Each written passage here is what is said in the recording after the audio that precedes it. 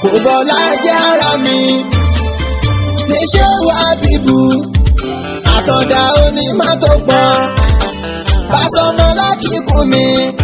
àti èwo lọ́ba fi kún rẹ̀ torí pé àkíkóríṣi nínú ayé ṣe ló yẹ ká yan àwọn akíjà ní dání ó yàtọ̀ gan sákídáre ọpẹ́ fọ́lọ́run akíyan láyọ̀ Ọlọ́run fún wa àṣewà bíbù dàrẹ́ lóore tó bá fi fún wa iná ló fi máa lọ ṣẹ́rọ mọ́tòkùn bí ní ọjọ́ àtọ̀dájọ́ bàbá tóbi Ádámọ̀ babalágége. àwọn aburú tí wọ́n fi orúkọ súnà ṣàkóbá fún Islam ṣàkóbá fáwa mùsùlùmí ẹ rí i pé àwọn ọ̀rọ̀ yìí à ń fẹ́ kó máa ní àwọn àkọ́lé tí ó máa jẹ́ mawdu'a tí ó máa wà bil mawdu'ati a kàn mẹ́nu bà àyà Kùránù díẹ̀ a sì lọ sínú tẹ́lẹ̀ máa fi máa gbọ́rọ̀ yìí àwọn ọ̀rọ̀ tó dáa ni lára àwọn àkóbá tí wọ́n fi orúkọ súnà kóbá Islam tó sì já sí pé ní tá ń pè ní súnà nínú Islam náà ní Al-Qur'an. bákan náà lára ń tá a fi kóbá wa nínú Islam náà ni pé ẹnu àwọn àfáàkò ẹjẹ́ abira wa léèrè yìí pé ìmáàmù Hanbali rahmatullahi ta'ala alayhi àwọn ni wọ́n sọ fún wa pé mẹ́ni da'al ijma'a fa huwa kadhibun níbi kan wọ́n ní faqad kadhaba bẹ́ẹ̀ a bá pèpè pé ọ̀rọ̀ kan wà ẹnu àwọn àfáàkò lórí ẹ̀ òpùrọ́ lolúwa rẹ̀ táàmà ẹlẹ́nu àwọn àfáàkò àwọn àfáàwò lẹ́nu wọn kò ṣáwọn ni wọ́n lẹ̀sìn Ọlọ́run nígbà tá Ànábì wa Muhammad sallallahu alayhi wa sallam sọ fún wa yìí pé inna Allaha faradal fara'id Ọlọ́run fúnra rẹ̀ ti ṣe àwọn ọ̀ranyàn lọ́ranyàn ó sì ń sọ pé àwọn ọ̀ranyàn wọ̀nyẹn la tudayyi'uha ẹ má fi wọn rárẹ̀ torí pé ọ̀ranyàn Ọlọ́run ni wa hadda hududan ó sì pààlà pé àwọn ẹbí ẹ má débẹ̀ ó pààlà tó sì ń jásí pé la ta'taduha ẹ gbọ́dọ̀ kọjá àlà tó wá ní ẹ má dé àyín ẹ gbọ́dọ̀ débẹ̀ ó wá ní wa harrama al-ashyaha ó sì ṣe àwọn oríṣiríṣi nǹkan ó pè wọ́n léèwọ̀ la tantahikuha ìntọ́lọ̀ ń bá pè léèwọ̀ yẹn la tantahikuha ẹ má fa ọgbà ìwọ̀ yẹn ya kẹ́ wá lọ kọ́wọ́ bọ̀ haram ni ó wá ní wa sakata an ashyaha rahmatan lakum ghayra nisyan Ọlọ́run dákẹ́ níbi àwọn nǹkan oríṣiríṣi rahmatan lakum tó kàn máa fi ṣàánú yín ghayra nisyan kìí ṣe pé Ọlọ́run gbàgbé ní òfin mẹ́nubà àwọn tọ́lọ̀ ń bá wá dákẹ́ ni la tab'athu anha ẹ má mẹ́nubà ẹ má ṣèwádìí lórí wọn ó ti dákẹ́ ẹ má ṣe ọ̀rọ̀ tá à ń sọ yìí ní ìsìn ànábì ní ń sọ fún wa ọ̀rọ̀ yẹn náà sì ń bá ànábì fúnra rẹ̀ wí pé inna Allaha torí pé lára àwọn tọ́lọ̀ ń ṣe ọ̀ranyàn fún lọ́ranyàn náà l'Ànábì lára àwọn tọ́lọ̀ ń ṣe wọ̀léwọ̀ fún náà l'Ànábì lára àwọn tọ́lọ̀ ń pààlà fún náà l'Ànábì lára àwọn tọ́lọ̀ ń dákẹ́ fún náà l'Ànábì ó ní sakata an ashiyaha ó wá dákẹ́ níbi oríṣiríṣi àwọn nǹkan ẹgbẹ́ rahmatan lakum ó kàn máa fi wọ́n ṣàánú ghayra nisyanin kìí ṣe pé Ọlọ́run gbàgbé ní òfin mẹ́nu bà wọ́n la tab'athu anha ẹ má wádìí lórí wọn. thumma tala hadhihi al-aya lẹ́yìn yẹn l'Ànábì wa mú àyà ìwà wípé wa ma kana rabbuka nasiyyan ìgbàgbé ò mú Ọlọ́run tó bá dákẹ́ nǹkan kìí ṣe ó gbàgbé rahmatan lakum òfìsà àánú yìí ni àdísù Ànábì kan lèyí tẹ́ pé àdísù yìí náà múrújáù ni tọrọ ẹ̀sìn bá délẹ̀ tá a máa yà ń bẹ̀ pé hadha al-fardu wa hadha al-haram wa hadha hadha al-haddu wa hadha haythu ma sakata Allah ibi Ọlọ́run ti dákẹ́rẹ́ sakata Allah wa in sakata Allahu an shay'in falazim ala kullin an yaskut bọ́lọ̀ ń bá dákẹ́ ń bì kan gbogbo àfa ló gbọ́dọ̀ dákẹ́ ń bẹ̀. àmọ́ káfa ama ní ìjìmá ọlọ́run gan sọ fún anal Qur'an yìí pé am lahum shurakahum ṣáwọn kan bẹ tí wọ́n dàbí ọlọ́run shara'u lahum mina ad-dini tí yẹ pé àwọn yẹn tún ń ṣòfin ẹ̀sìn ma lam ya'zan bihi Allah léyìí tọ́lọ́run ò ṣòfin náà kò sáfà kan tó ní kápá àti ṣòfin kan nú ẹ̀sìn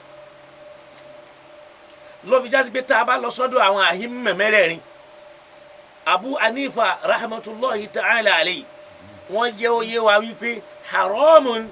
ala man lam ya'rif dalili an yufti bi kalami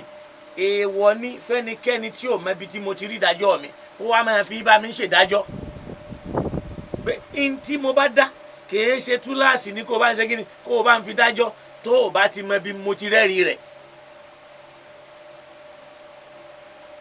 Imam Maliki rahmatulahi ta'ala alayhi àwọn dìídì sọ ni pé innama ana basharun ẹ̀dẹ́ èèyàn ni mí ukhtihu wa usibu èmi a máa sọ̀rọ̀ a máa bọ́ sójú èmi a sì máa yẹgẹrẹ fanzuru fi ra'yi ọ̀rọ̀ tí n bá sọ ẹyẹ làákàyè mi tí mo fi wí ni ẹ̀yin náà ẹ wò ó fa kullu ma wafaqa al-kitaba wa sunna fakhudhu èyí tó bá bá Kùránì lọ tó sì bá lánàá Nábì lọ náà ni ẹ gbà. فكل ما لم يوافق èyí tí ó bá ti wá bá mú faturukuhu ẹ sọlẹ هذا مالك Abu Hanifa náà òun náà wíru ẹ ipe قد أجمع المسلمون على أن من استبان له سنة عن رسول الله لا يحل له أن يدعها لقول آدم tó bá ti lè hàn sẹ́nìkan pé ojú ọ̀nà yìí bá Nábì tí mẹ́rin bọ́lọ̀ ti fi ranu kò tún lẹ́tọ̀ọ́ fẹ́nìkan kó wá fi rú ìlànà yẹn lẹ̀ fọ́rọ̀ ẹnìkan. Ìmáàmù wa Hanbali àwọn ni wọ́n wá fọ́rọ̀ lójú wọ́n ní la tuqallidni má sọ ẹ̀sìn rẹ kọ́ mi wala Malikan má sọ ẹ̀sìn rẹ kọ́ Maliki wala Shafi'iyya má sọ ẹ̀sìn rẹ kọ́ Shafi'i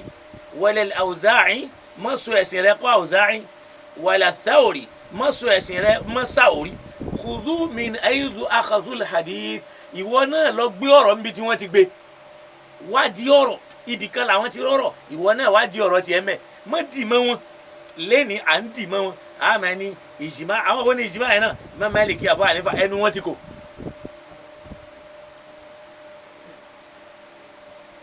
níbì kan Ahmad ibn Hanbali radiyallahu ta'ala anhu ó ní la yuqallidanna ahadun minkum dinahu rijalan ẹnì kankan nu yín ò gbọdọ̀ sọ ẹ̀sìn rẹ̀ kọ́ máwọn èèyàn ó láwọn tí wọ́n já sí pé in amanu amana ibi tí wọ́n bá ti gbà fọ́lọ́ ni wọ́n náà ti gbà fọ́lọ́ wa in kafaru kafara ibi tí wọ́n bá ti ṣàìṣe tí wọ́n kọ́ tọ́lọ́hún lẹ̀ ìwọ náà kọ́ tọ́lọ́hún mẹ́ bó ti ń bá wa lọ lé nínú kọ́lọ̀ kó dákun kó ṣíjú àánú wò wá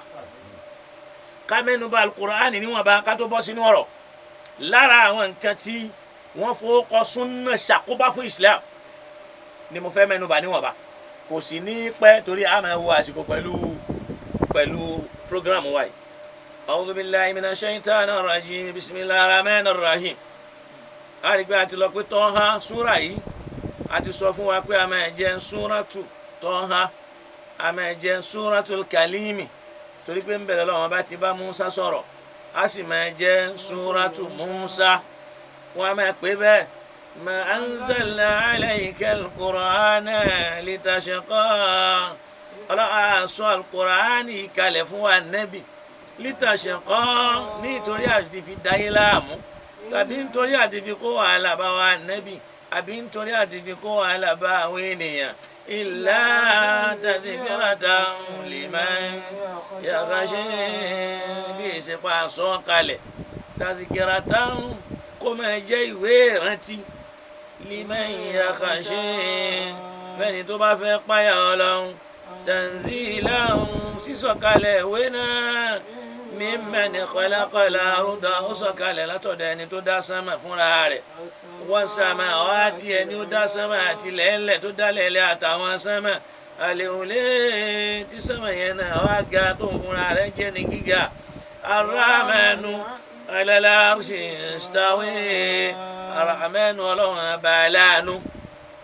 alal arshi istawa òun náà lẹni tí ń ṣọlá lórí gbogbo ń tà ń pè ní ọlá tó sì bá gbogbo ọlá dọ́gba torí pé ń tà ń pè ní al-arshu ọlá ni gbogbo ẹni tí ń bá wà ń bẹ lórí ọlá láyé ọlọ́run àbá ló ba lórí wọn bó ti sọ yí pé kulillahumma malikal mulki tu'til mulka man tasha'u ọlọ́run àbá lọ́ba tó jọba lórí ọlá òun náà lọ́ba tó jọba lórí ọba tu'til mulka man tasha'u àwa máa fi ọlá fẹ́ni òun wa tanzi'ul mulka mimman a sì máa gba ọlá yẹn kó lára ẹni ó bá wùn láti gbà kó lára ẹ̀ ló fi já sí pé ọba yẹn àwa máa ó lè yẹ̀yàn ńlẹ̀ ó lè gbé èèyàn ga àmọ́ báwọn àfáà ti tu ni pé ọlọ́wọ́n àbá ó jókòó lórí àga àlè àràṣì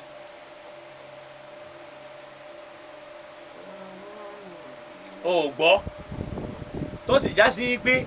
tá a bá ní a máa lọ sórí kẹlímẹ́tùlá àríṣ ó láwọn àtúmọ̀ nínú alukur'an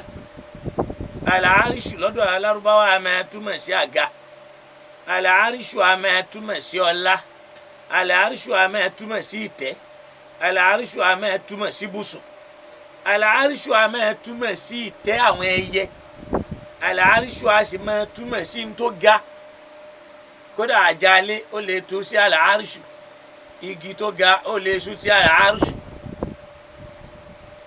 so ìyẹn fi hàn pé sánmà fúnra ẹ̀ náà ó lè túmọ̀ sí kíni àrùsù tó pé tó bá wà ní Al-Qur'ani ọlọ́ni wà ọ̀hárá búkà ilà náàlì ọlọ́wọ́n àbá rẹ̀ fi màmá oyin bí a ní takhidhi minal jibali buyutan kó mú nínú àwọn òkè kó máa fi ṣe bùgbé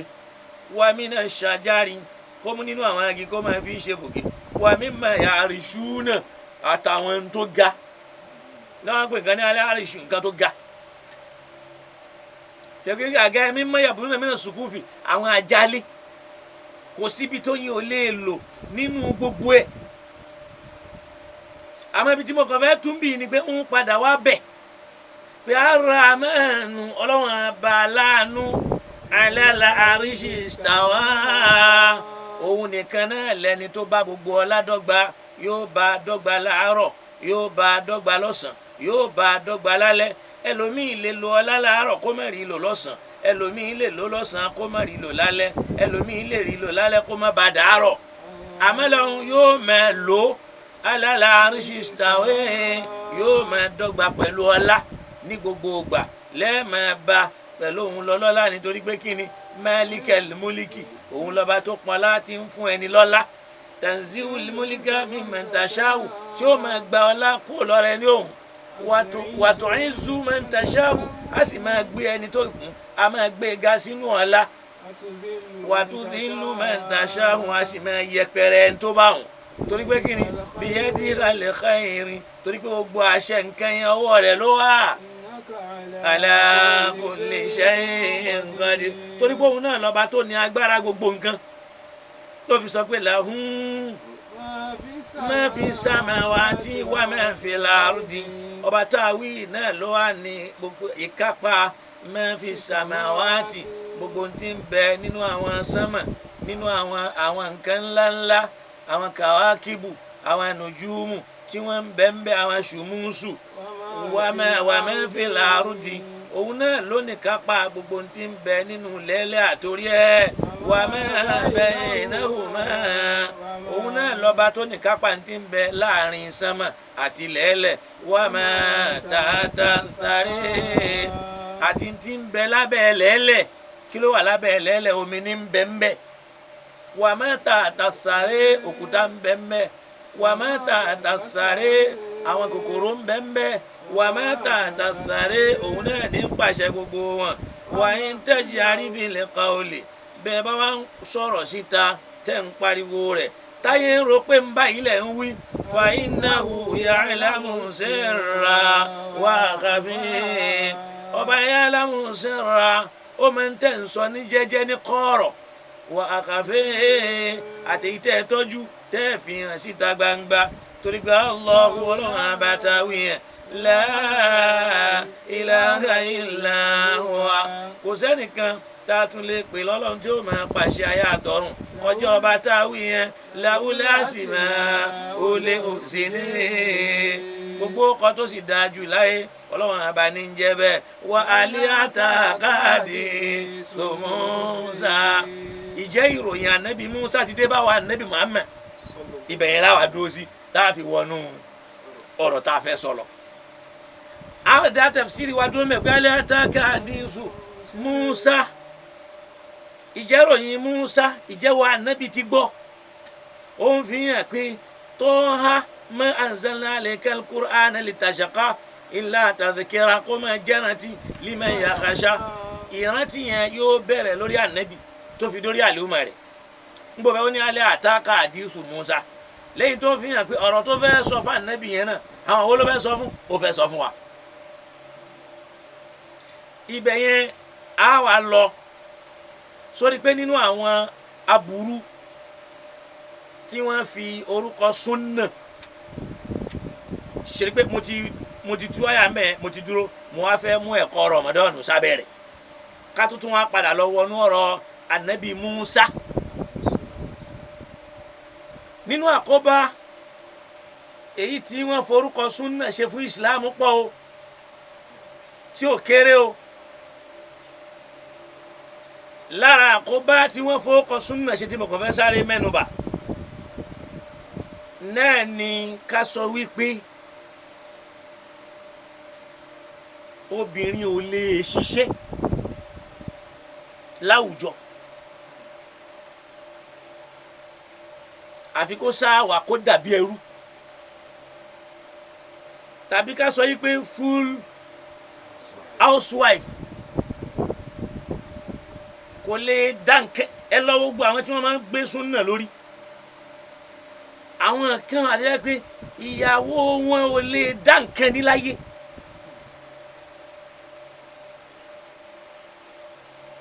àwọn kan wà bẹ́ẹ̀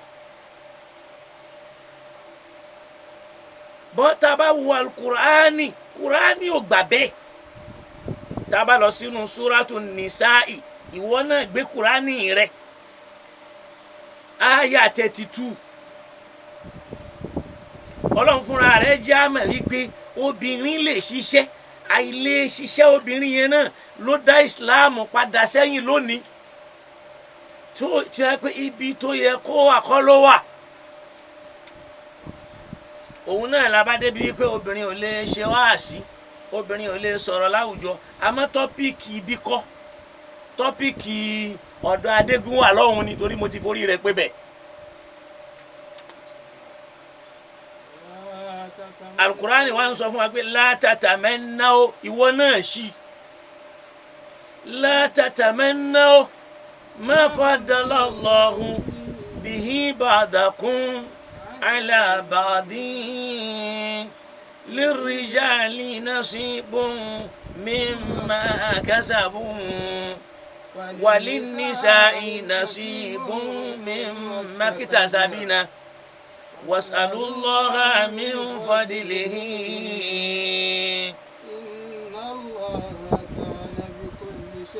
إن الله كان بكل شيء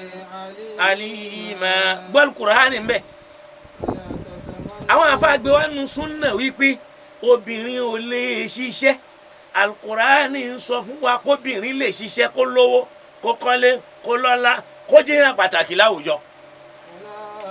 ọlọ́ni látàtàmẹ́náwó ẹ má máa rọkàn ẹ̀yin ọkùnrin má máa rọkàn bí má fadalallahu kí ló ń ṣe ẹ̀.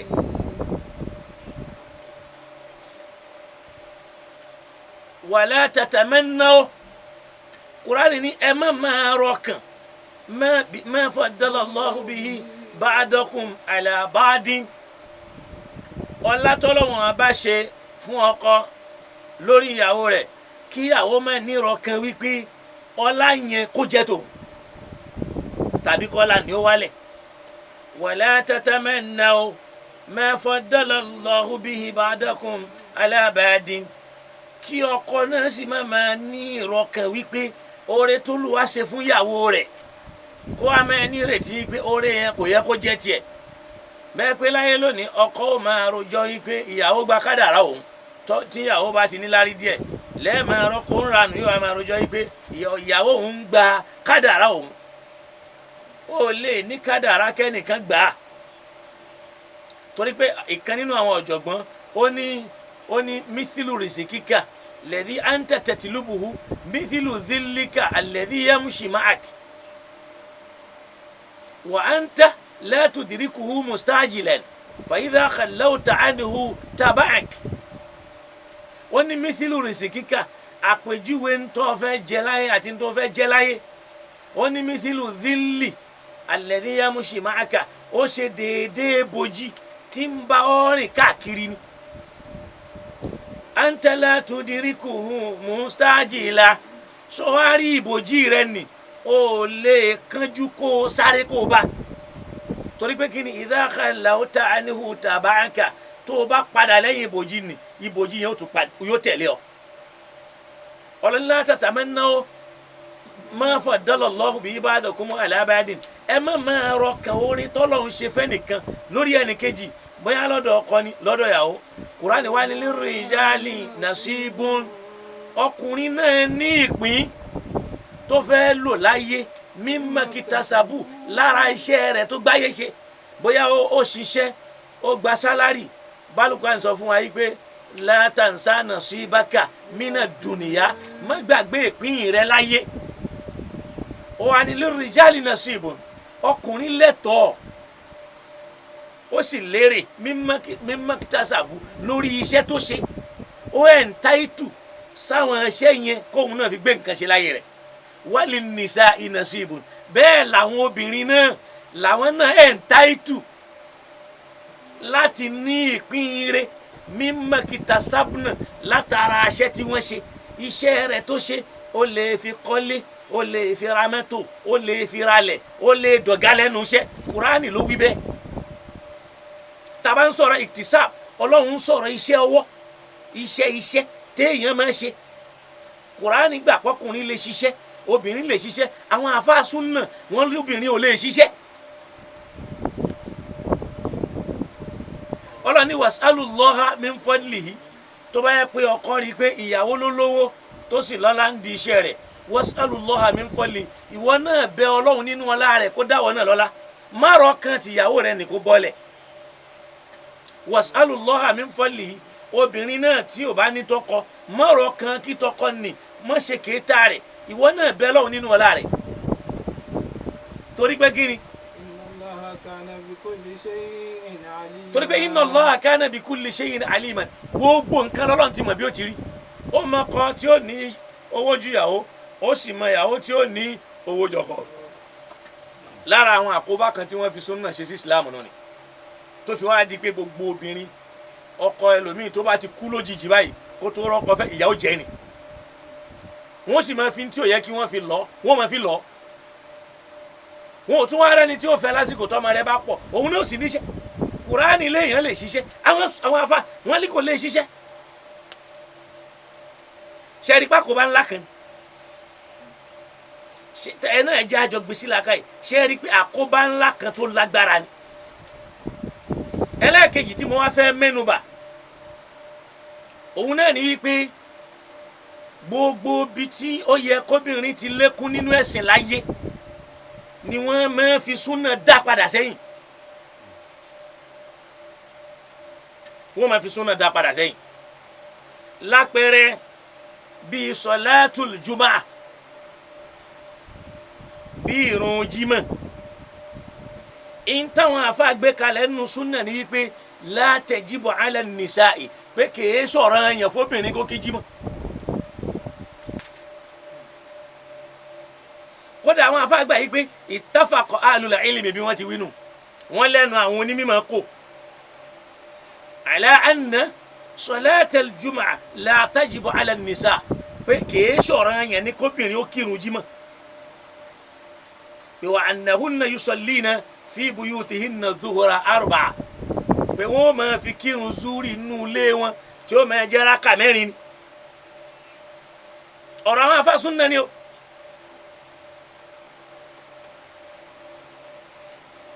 Ibn al-Mundhir rahimahullahu ta'ala fil ijma'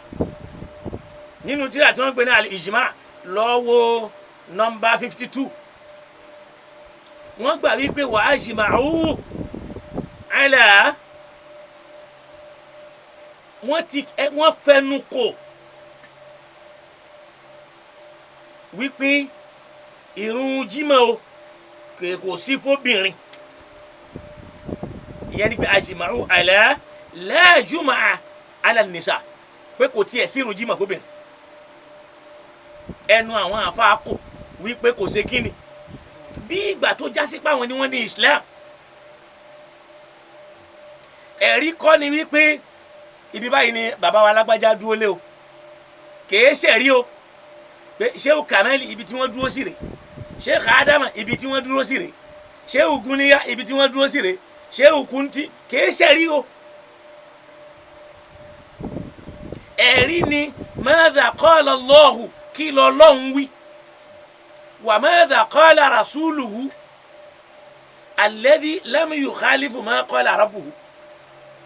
kí la Nábì wí tí ò yapa ntọ́ba rẹ̀ wí àmọ́ kẹ́nìkan wa máa tó kalẹ̀ pé bàbá wa ní ìsàlẹ̀ kòtò bàbá wa lókè súnà bàbá wa lábẹ́ súnà ibi báyìí ni wọ́n dúró sí kìí ṣẹ̀rí Islam ẹ̀rí Islam kọ́ ní kẹ́nìkan máa sọ yí pé hadha mawqifu sheikh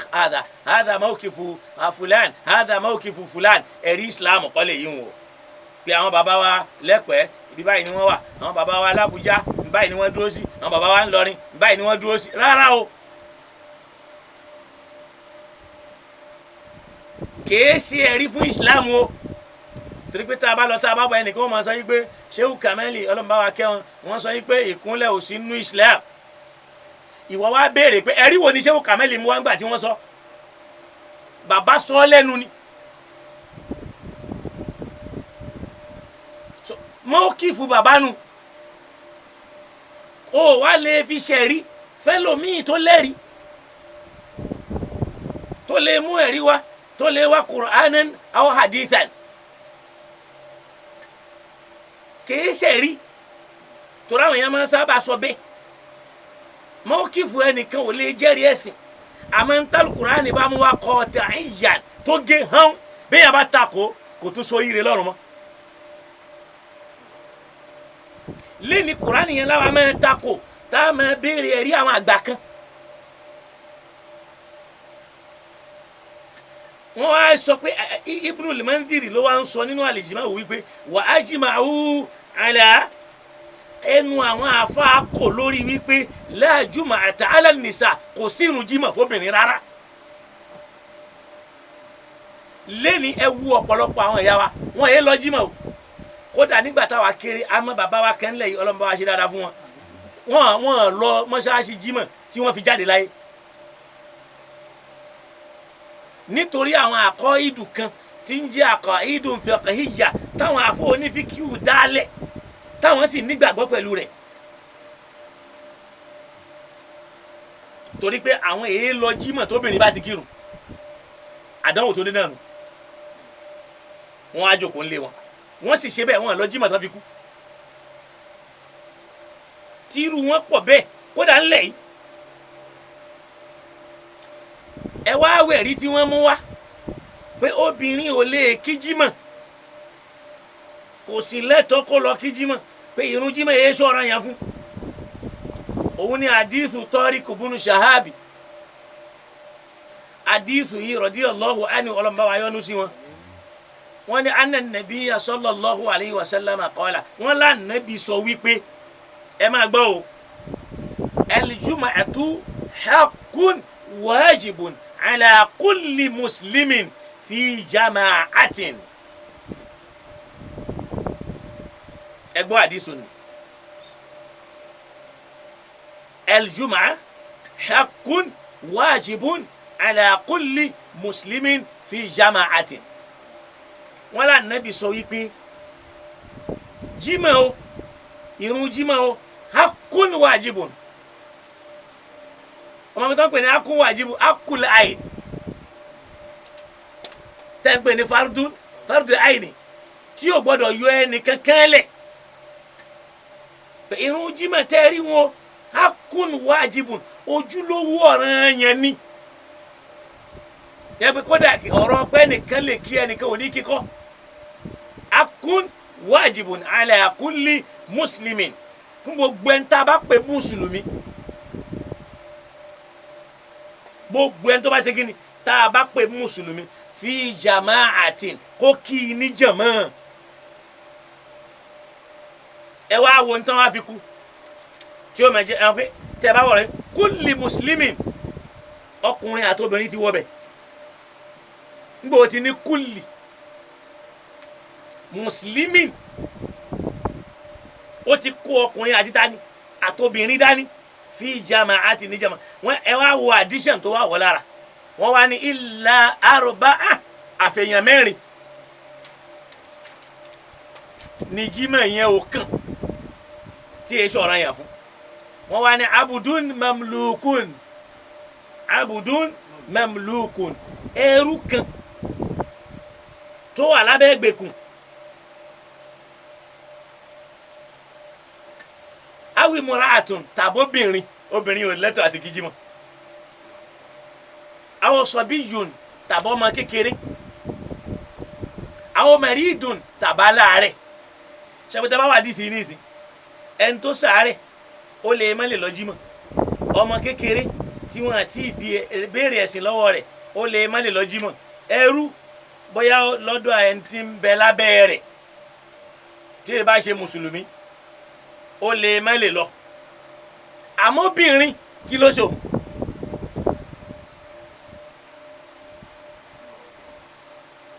àdísù yìí àfàwà Abu Dawud ló wá gbà wá àtàfàwà Hakim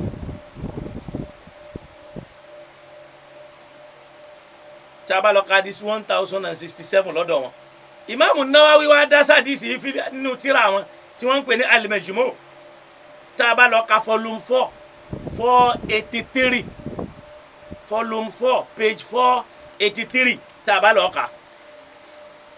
qala an-Nawawi àfọwà Nawawi sọ fún wa yìí pé isnaduhu sahihun àdísù yìí o ìsìnàdù rẹ̀ lálàáfíà o kódà wọ́n tún sọ pé ala sharti shaykhayni lórí májẹ̀mú Bukhari àti Muslim ọ̀nà tí wọ́n máa gbà fojú wà dísù pé ó dá lọ́dọ̀ àwọn làdísù yẹn bá wà kẹ́lẹ́ mọ̀ pé àwọn àfáà tún gbà wọlé. wa qala Ibn Rajab fi Fathil Bari àfọwà Ibn Rajab àwọn wá sọnù Fathil Bari tá a bá lọ ka volume 5 page 327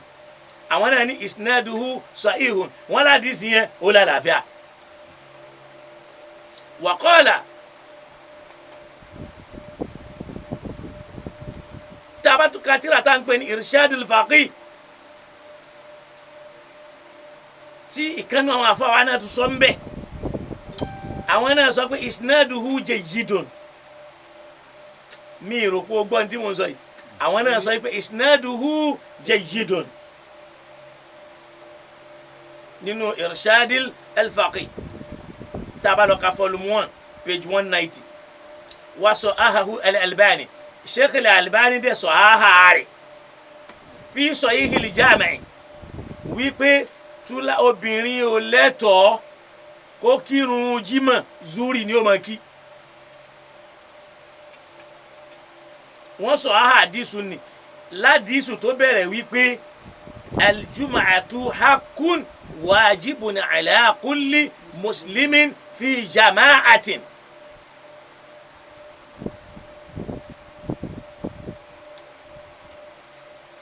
ẹ wá jẹ́ lọ gbọ́ntọ́lọ́ sọ́nù al-Qur'an tabalo ka suratul Ahzab aya 35 Qur'an 33 kanu na ọlọ́ni innal muslimina wal muslimati wal mu'minina wal mu'minati ẹ máa gbọ́ ó láwọn mùsùlùmí lóbìnrin àti lọ́kùnrin mùmínì lóbìnrin àti lọ́kùnrin lọ́kùnrin àti lóbìnrin ṣùgbọ́n pé àti rí mu'minina wal mu'minati ibi ẹnu mo fẹ́ káwọn èèyàn kọ́ mọ́ bẹ̀yẹn dání. innal muslimina wal muslimati wal mu'minina wal mu'minati. múmìnì lóbìnrin àti múmìnà, múmìnì lọ́kùnrin àti múmìnà, kí ló tún wà mẹ́? walaqanitina walaqanitati. ẹnu tí mo fẹ́ lọ pé múmìnínà wal mu'minati. wájà lọ sínú suratul Juma nínú ayé ẹlẹ́ẹ̀kẹjọ wá gbọ́ ntọ́lọ́wọ́n bá ń sọ mẹ́.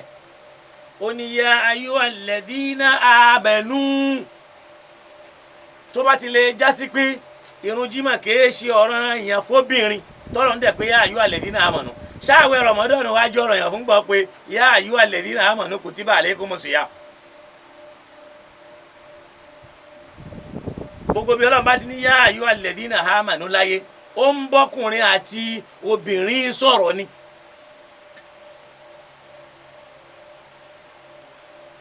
Ọlọ́run wá ní ya ayyuhal ladhina amanu mo pè yín tẹ́ ẹ nígbàgbọ́ nínú Ọlọ́run léyìí tí ń súnmọ́ yìí pé mu'minina wal mu'minati. idha nudiya lis-salati min yawmil jumu'ah tí wọ́n bá ti pèrún lọ́jọ́ Jímọ̀ ìyẹn ni pé al-mu'minina wal mu'minati. gẹ́gẹ́ lọ́jọ́ pé ya ayyuhal ladhina amanu idhkurullaha dhikran kathira ó ń bọ́kùnrin àtobìnrin wí wasabbihuhu bukratan wa asila ó ń bọ́kùnrin àtobìnrin wí. ya ayyuhal ladhina amanu qu anfusakum wa ahlikum nara ó ń bọ́kùnrin àtobìnrin wí. ya ayyuhal ladhina amanu kutiba alaykumus siyam ń bọ́kùnrin àtobìnrin wí. Ọlọ́run wá ń sọ níyà yín pé ya ayyuhal ladhina amanu pé ẹ̀yin tẹ́ ẹ nígbàgbọ́ nínú Ọlọ́run lọ́kùnrin àti lóbìnrin idha nudiya lis-salati tán bá pèrún lọ́jọ́ Jímọ̀ fas'aw ila dhikrillah ẹ lọ bí ìrántí Ọlọ́run yẹn ẹ lọ bí tẹ́ ẹ ti sin lọ́hùn. ó ní wadharul bay'a ẹ fi títà àti rírà alẹ̀. ṣọ́kùnrin nìkan ní ń bá wí ànábì ló wá ń kọ́ àyà Ọlọ́run ọba yìí lẹ̀. ìrun Jímọ̀ tó jásí pé ọ̀ranyàn ni látọ̀dọ̀ Ọlọ́run tó dá ní súúrà ó ní súúrà kódà ó tún ní háyà. àwọn àfáà wa sọ pé wọ́n wá yọ obìnrin kúò lábẹ́ fardun ilahiyyun ọ̀ranyàn Ọlọ́run. wọ́n wá ní aljum'atu hakun wajibun ala kulli muslimin fi jama'atin. àdísù nìyẹn gbogbo ohun tó tẹ̀lé addition ni. àfà torí ìyíhun ló ṣe dédé alukur'an ẹnu àdísù ànábì ń bẹ ni òun náà ní wípé aljum'atu hakun wajibun ala kulli muslimin fi jama'atin. ilá tí ń bẹ lórí ẹ̀yẹn kìí sọ̀rọ̀ ànábì mọ́ torí pé ilá yẹn ti ń takò ọ̀rọ̀ Ọlọ́run tọ́lọ̀ ń fi rán ànábì. kí a máa sọ yí pé illa ala illa kí wọ́n máa sọ pé àyàfi ẹrú kí wọ́n ní illa arba àfàwọn mẹ́rin kan nínú èyí sọ̀rọ̀ yẹn fún abudu mamlukun ẹrú tí ń bẹ lábẹ́ ìjọba ẹnìkan àwìmọ̀ràtún tàbóbìnrin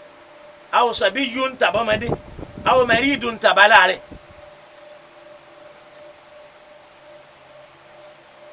bẹ́ẹ̀ làwọn ará dísù kan o tí wọ́n lẹ́nìkan afọ́jú kò sẹ́ni tí ó máa mú lọ mọ́sáàsì o wọ́n lànà bí sọ́sá ń gbọ́ pé irun o gbọ́dọ̀ máa débẹ̀ ṣe gbọ́.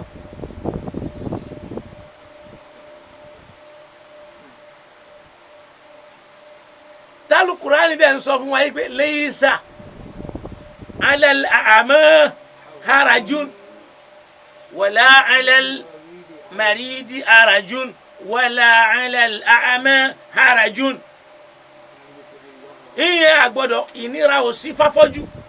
ìnira ò sí fárọ báyìí bá ti gbà á mọ́ ni. mi ìró gbọ́ kùránì ló wí wọn ànábì ló wá ń sọ fáfọ́jú wípé lábẹ́ bí tí wọn ló ti wọn tó bá ti ń gbọ́ máa wọ́n náà bó ṣe débẹ̀ ni ò lẹ́ni tí ó mú ọ ò lẹ́ni tí ó mú ọ ṣáàdé mọ́sáàsì.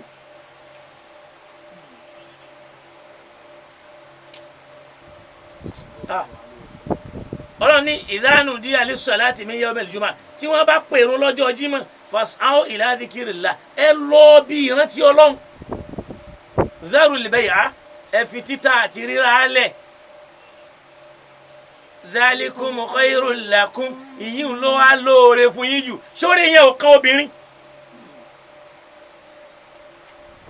kódà aláàárẹ̀ táyé bá gbà láti lọ tó bá rí i pé dhalikum khairul lakum ìṣe bẹ́ẹ̀ yẹn ló lóore fún yín àwọn àfáà yìí wá dá wàhálà lẹ̀ wọ́n wá ń lò wípé buyutahunna khairul lahunna kọ́kìrún lé wọn ló lóore fún wọn ṣé èyí tọ́lọ̀ ń ló lóore yìí ló lóore ju àbí èyí tẹ̀ ń wí hùn tọ́lọ̀ ń bá ń sọ náà Al-Qur'ani pé dhalikum khairul lakum in kuntum ta'lamun tó bá jásí pé ẹ bá mọ̀ ni ìyẹn fi hàn pé aláìmọ̀kan ni yín lẹ́ẹ̀ṣẹ̀ róore ń bẹ̀ obìnrin tí ò bá róore nù ń jímọ̀ aláìmọ̀kan Ọlọ́run pé àtọkùnrin náà lẹ́ni ulufun kódà malayin minan nisa millions of women ni wọ́n yẹ kírun jímọ̀ àmọ́ ẹ̀ ń lọ Mákà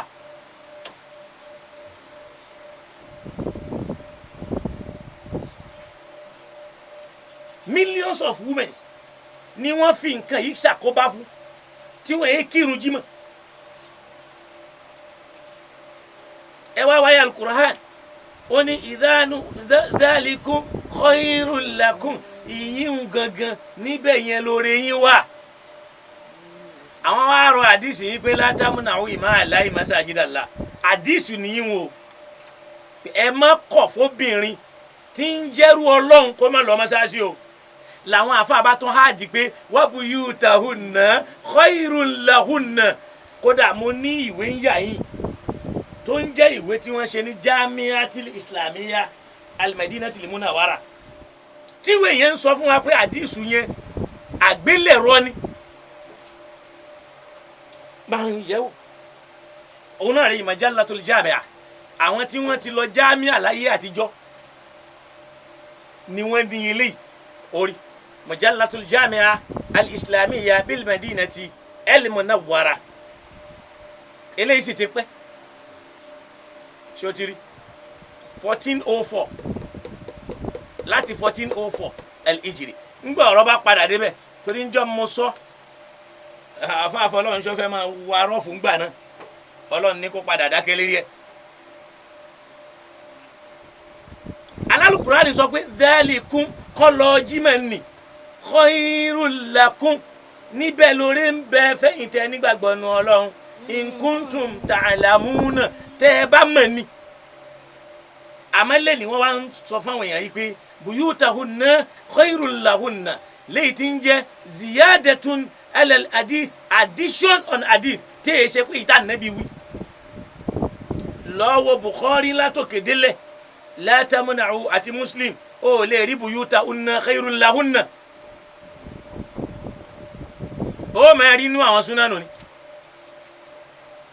intori nínú Bukhari ni pé àti Muslim la tamna'u ima Allahi masajidallah ẹ gbọ́dọ̀ kọ̀ fáwọn obìnrin kan máa kírun èyí ṣe tí Bukhari ò fi kún pé buyutahunna khairul lahunna torí pé addition ni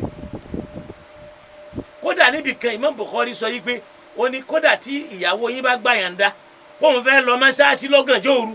ẹ gbọ́dọ̀ kọ̀ fún torí pé Ọlọ́run ló ní fi buyutin adhina Allahu an turfa'a ilé kan ni Ọlọ́run ló ní kí wọ́n kọ́ wayuskara fi yasmuhu kí wọ́n sì máa dárúkọ Ọlọ́run ọba ń bẹ̀.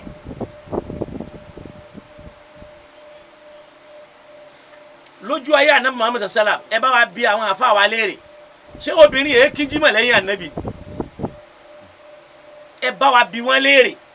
ṣé obìnrin kì í kí jímọ̀ lẹ́yìn Ànábì tó wá jásí pé ńgbà tá Ànábì ò sí láyé mọ́ ni wọ́n wá rí oore nínú kóbìnrin mọ́ kí jímọ̀ ṣé lójú ayé Ànábì obìnrin èé kírun mọ́ṣáláṣí ni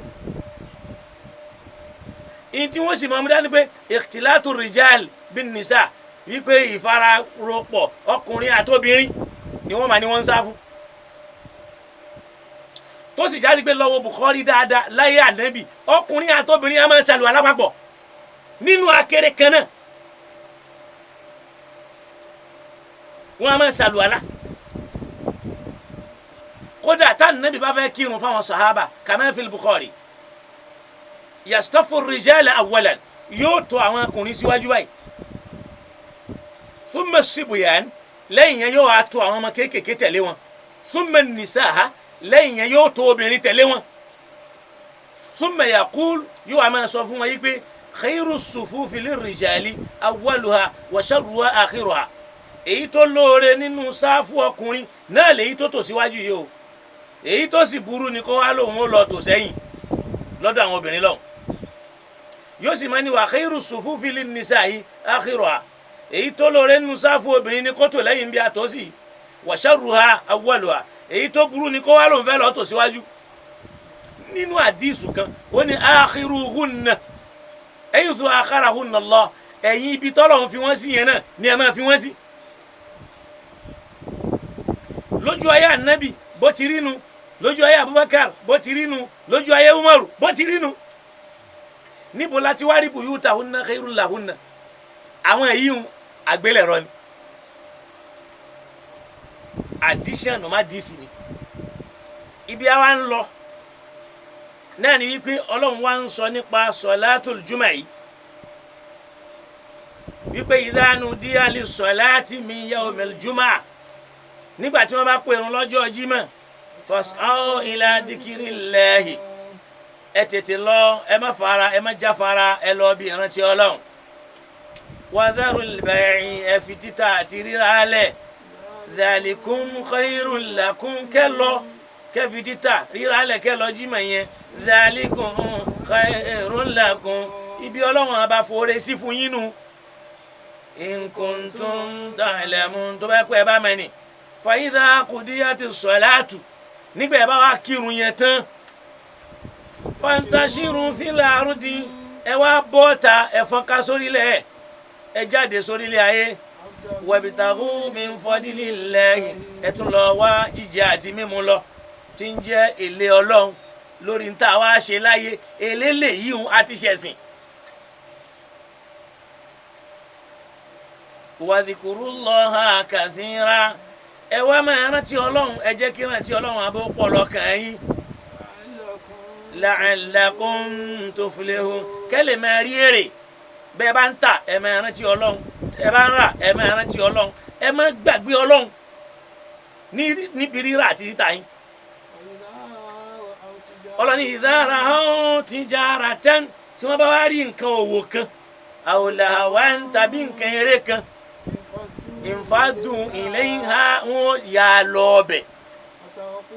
wa tarakuka qa'iman wọn wàá fi wọ́n nìkan lẹ̀ ó máa dá ọ̀rọ̀ sọ kul ma inda Allahi khairun sọ fún wọn pé n ti ń bẹ lọ́dọ̀ Ọlọ́run ó lóore ju bí tí wọ́n yà sí yẹn lọ ó lóore ju eré àti nǹkan òwò yẹn lọ wallahu khairun raziqin torí pé Ọlọ́run àbá lọ́ba tó dáa jù níbi ẹni tí máa ń ṣe jíjẹ mímu fún yàn ẹ wá dákun torí Ọlọ́run sọ yá ayyuhal ladhina amanu kódà irun Jímọ̀ rẹ o tó jásí pé ọ̀ràn yẹn ní látọ̀dọ̀ Ọlọ́run ẹ wá gbọ́n táwọn àfa wa sọ lórí sọ̀látùl Eid èyí tí èyí ṣọ̀ràn yẹn wọ́n wá gbà yí pé a ní Ummu Atiyya radiyallahu anha wọ́n lọ ìyẹn wá sọ fún wa pé amarana Rasulullahi sallallahu alayhi wa sallam an nakhruja Ànábì pa wá láṣẹ pé gbogbo àwọn obìnrin ní ká jáde ó wá ní fatakhrujul hujjat kódà èyí tí ń bá ń ṣe nǹkan oṣù kó jáde léyìí tí èyí ṣọ̀ràn yàn wọ́n wá lóbìnrin gbọ́dọ̀ jáde fún yìí wal awatik kódà wọ́n gbà wípé ọlọ́mọge àti zawatu al-khudur àwọn tí wọ́n ti darúgbó àtọmọge gbogbo wọn ní ká kó jáde lọ léyìí tí èyí ṣọ̀ràn yàn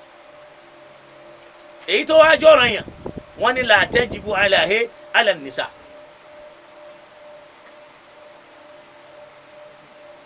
wọ́n là nẹ́bi ní fayashadna jama'atal muslimin káwọn náà lọ́ọ́ fojú gan ní àwọn mùsùlùmí ọmọ ìyá wọn wa da'watahum kí wọ́n jìjọ lọ́ọ́ bá Ọlọ́run sọ̀rọ̀ wa ammal hujjat ṣé wàá rà wọn tí wọ́n ń ṣe nǹkan oṣù ni fayashadna jama'atul muslimina wa da'watahum káwọn kan wàá wòran ni wa ya'tazilna musalla kàn fi ibi tá a ti ń kírun lẹ̀ kàn máa wo àwọn mùsùlùmí ọmọ ìyá wọn àmọ́ tarúgbó àtàbílẹ̀kọ àtọlọ gbogbo wọn ni ká kó jáde léyìí tí èso ọ̀ràn yẹn àmọ́ lọ́jọ́ Jímọ̀ ká má kó wọn jáde léyìí tí ń jẹ́ ọ̀ràn yẹn lọ́dọ̀ Ọlọ́run. Rawahul Bukhari wa Muslim àmọ́ láfùsù tá a mú wáyé láfùsù Bukhari ni àmọ́ àwọn méjèèjì ni wọ́n ṣe kíni ni wọ́n jọ gbà wá ẹ̀yin náà ẹ jẹ́ àjọ gbé sí làákàyè o Ọlọ́run a bá ń pè nǹkan lọ́ràn yẹn tó bá ti jẹ́ bẹ́ẹ̀ ni tó bá yẹ pé yá àyọ̀ alladhina amanu ni gbogbo tó bá ti ní amanu ọkùnrin nìkan ni ó máa ṣiṣẹ́ fún kódà àwẹ̀ òní ṣiṣẹ́ fóbìnrin kódà yá àyọ̀ alladhina amanu idha qumtum ila salati kò ní ṣiṣẹ́ fóbìnrin. àwọn àfa ń kọwọ́ bọ Islam wọ́n máa sọ pé ìjìmá wọ́n wà ní ọba àlù àgàtà ibi báyìí ni wọ́n dúró ọba àlù agbérin ibi báyìí ni wọ́n dúró àwọn àfa lókè erin ibi báyìí ni wọ́n dúró gbọ́dọ̀ dúró sí tọ́lọ́wọ́n bá dúró ń bẹ̀ ìdúró wọn ò dáa. ìkànnì o lára àkóbá tí wọ́n ṣe fún Islam lára àkóbá míì tí wọ́n ṣe fún Islam náà ni wípé ẹni tí ń ṣe nǹkan oṣù ò lè gbààwẹ̀ kò rí bẹ́ẹ̀ àmọ́ ó dọjọ́ Sunday kódà yín mú ẹ̀rí búnú tẹ́míà tó jáfa àtẹ́ nílé takò wá a sì má Al-Qur'ani wá lára àkóbá tí wọ́n ṣe sínú Islam lórúkọ súnà náà ni wípé obìnrin al-aidu tó ń ṣe nǹkan oṣù ò lè ṣe kí ni wọ́n ní kò lè gba àwẹ̀ ó lè gba àwẹ̀ tàbí kò lè gba àwẹ̀ pàdé mi lọ́jọ́ Sunday kì í ṣe eléyìí ṣe àwọn ẹ̀rí tí àjò wa máa mú tọ́bọ̀ntọ́bọ̀ rárá o kì í ṣe ẹ̀rí tó pé tírú kutubi bá jáde yóò tẹ̀ lórí ẹ̀ ni o kì í sọ̀rọ̀ ẹ̀rí o ní 16 minutes o èyí tí wọ́n ń jáde pẹ̀lú bàbá jákè má lù ú kódà igi ó jalè lómi lórí ni àkóbá kan la ṣàlàyé yìí Ọlọ́run ń sọ̀rọ̀ ṣànàbí ó wí nǹkan mi lára àkóbá tí wọ́n ṣe sínú Islam lórúkọ súnà náà ni wípé al-mar'atu al-ahidu la tasumu obìnrin tí ń ṣe nǹkan oṣù kò lè gba àwẹ̀ lára àkóbá tí wọ́n ṣe sínú Islam kódà bó bá lágbára rẹ̀ àwọn àjọ fún àdìsù ni ó mọ̀ pé kìí ṣètúmọ̀ rẹ̀ àwọn àáfàá ni wọ́n dàrú látara tí wọ́n gbélé wọn lọ́wọ́ sóbìnrin tí ń ṣe nǹkan oṣù ṣó lè gba àwẹ̀ tàbí kò lè gba àwẹ̀ di ó dọjọ́ Sunday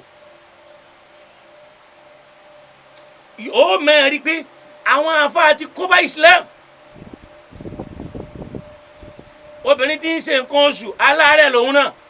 kìí ṣe gbogbo wọn ló láàárẹ̀ àmẹ́yìn wòye sọ̀rọ̀ alẹ́ ọ̀rọ̀ ọjọ́ sọmọ pé ẹlòmíì ò ní ṣe sùúrù yóò sáré bẹ́ẹ̀ ta ni umirina numaru bi qada yusuf wala yumaru bi qada yusalat àdìsí ẹnu sàpé eléyìí sọ̀rọ̀ kàfàrà eléyìí sọ̀rọ̀ pé kò sí kàfàrà àníṣe al-mar'atul ahid obìnrin tó ń ṣe nǹkan oṣù ṣó lẹ́tọ̀ọ́ kó gba rọmọdọ́nù tàbí kò lẹ́tọ̀ọ́ lára àkóbá tí wọ́n ṣe sí Islam ni pé àwọn obìnrin yẹn wá ń jẹ gbèsè àwẹ̀ lónìí wọ́n rí gbà padà tí wọ́n fi jáde láyé ẹlòmíì ó jẹ méje ẹni Islam ò dùn mọ́ lára tẹ́lẹ̀tẹ́lẹ̀ àwọn àfáà súnà ẹ̀dẹ́gbà yìí pé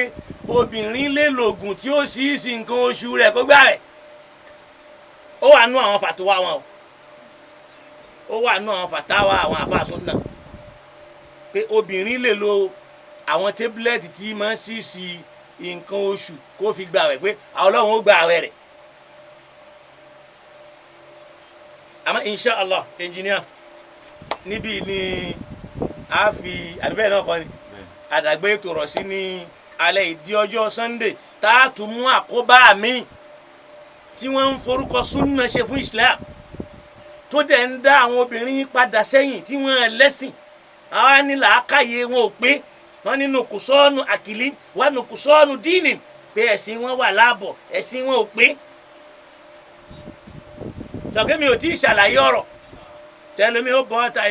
inú mi ó dùn sí ìmáàmù El-Kutubi tó dáwọn àfọwọ́n 16 minutes inú. alhamdulilayi nísìnyí ọ̀rọ̀ mìíràjù tí ó ti pòórá ó ti dàbí iṣó.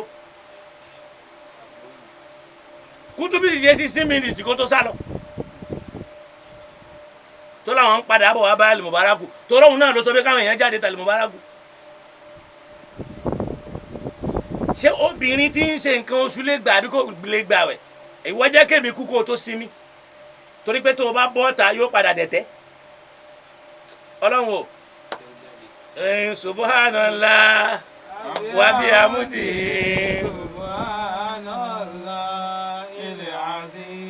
subhanallah. gbàgbé àwọn babalágége kaná àṣesílẹ̀ Adam kaná akúrí ní ó gbàgbé yẹn o kò sí inú onímọ̀ tòní tí ó ṣàǹfààní mímọ́ bàbá Adam.